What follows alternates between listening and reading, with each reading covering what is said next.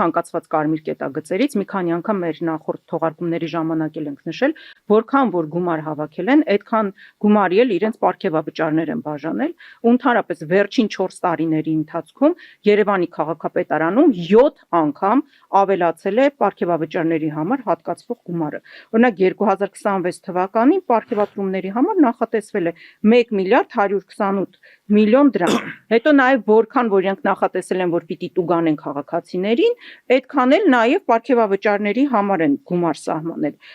Իրենք 2026 թվականին ակնկալում են, որ այդ վարչական իրավախախտումների համար պատասխանատվության միջոցների կիրառումից եկամուտները կազմելու են 1 միլիարդ 500 միլիոն դրամ։ Այսինքն պլանավորում են տուգանել 1 միլիարդ 500 միլիոն դրամ, իսկ պարգևատրումների համար արդեն սահմանել են 1 միլիարդ 128 միլիոն դրամ։ Ու նաև հիշենք, որ Տիգրան Ավինյանը ասում էր, ես բացի քաղաքացիների վրա մունատ գալուց, նաև մունատ էր գալիս բիզնես գործունեություն ծավալողների վրա, ասում էր, ես ձեզ համար վատ լուր ունեմ հաղորդելու, դուք տարին 12 ամիս պիտի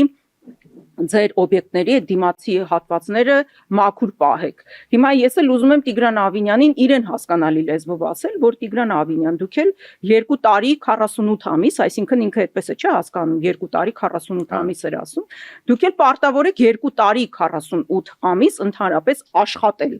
ոչ թե պարապուրտի մատնվել եւ ոչինչ չանելու համար միայն պարգևավճար ստանալ։